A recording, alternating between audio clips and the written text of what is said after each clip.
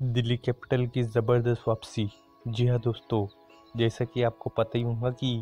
IPL 2024 का 26वां मुकाबला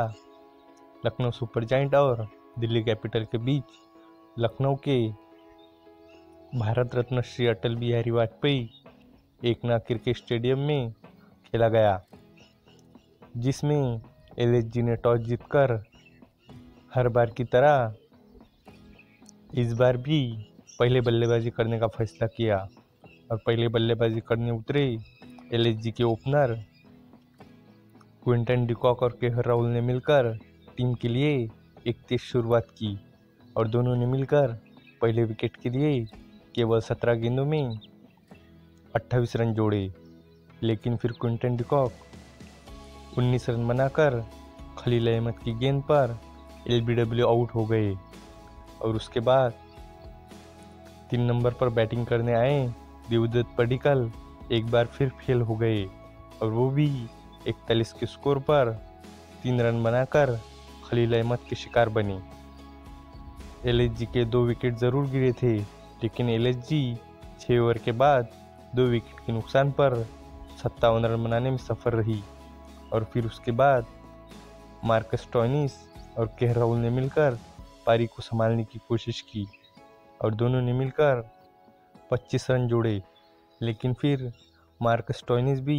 कुलदीप यादव की गेंद पर एक आसान सा कैच थमा बैठे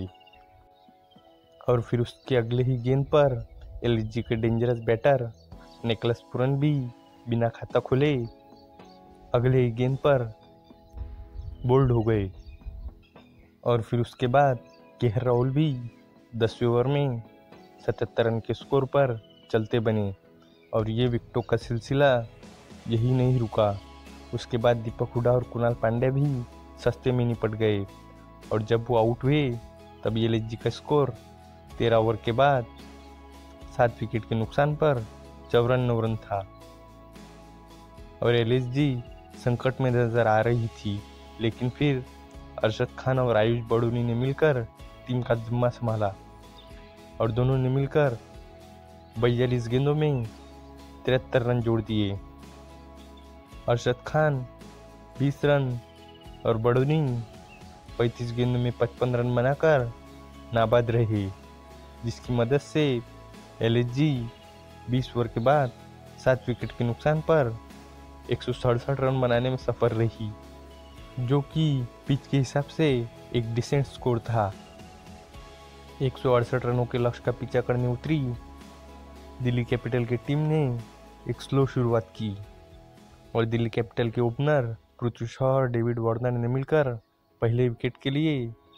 21 गेंदों में 24 रन जोड़े, लेकिन फिर डेविड वार्नर चौथे ओवर की तीसरी गेंद पर अनफॉर्चुनेटली यश ठाकुर की गेंद पर बोल्ड हो गए और फिर उसके बाद 3 नंबर पर डेब्यू कर रहे जैक फ्रेजर आए और उन्होंने आते ही अपना खाता छक्के से खोला और दोनों ही बल्लेबाजों ने शानदार बल्लेबाजी का मुजाहिरा दिखाया और दिल्ली कैपिटल 6 ओवर के बाद 1 विकेट के नुकसान पर 62 रन बनाने में सफल रही, जो कि एक बहुत ही अच्छी शुरुआत थी। लेकिन फिर अगले ही ओवर में पृथ्वी शॉ रवि बिश्नोई की गेंद पर पूरन को कैच थमा बैठे और पूरन ने क्या ही ज़बरदस्त कैच पकड़ा था, जिसके कारण पृथ्वी शॉ को 22 गेंदों में 32 रन बनाकर वापस जाना पड़ा। लेकिन फिर उसके बाद 4 नंबर पर बल्लेबाजी करने आए ऋषभ पंत और जैक फ्रेजर ने मिलकर दिल्ली कैपिटल के लिए शानदार पार्टनरशिप की और दोनों ने मिलकर शानदार 46 गेंदों में 77 रन जोड़ दिए और ये मैच दिल्ली कैपिटल की तरफ झुका दिया। लेकिन फिर जैक फ्रेजर 140 के स्कोर पर 35 गेंदों में 55 रन की शानदार पारी खेलकर नवीन उल हक की गेंद पर अरशद खान को कैच थमा बैठे और उसके तुरंत बाद ही अगले ही ओवर में ऋषभ पंत भी 146 के स्कोर पर 24 गेंदों में 41 रन बनाकर रवि बिश्नोई की गेंद पर केएल राहुल के द्वारा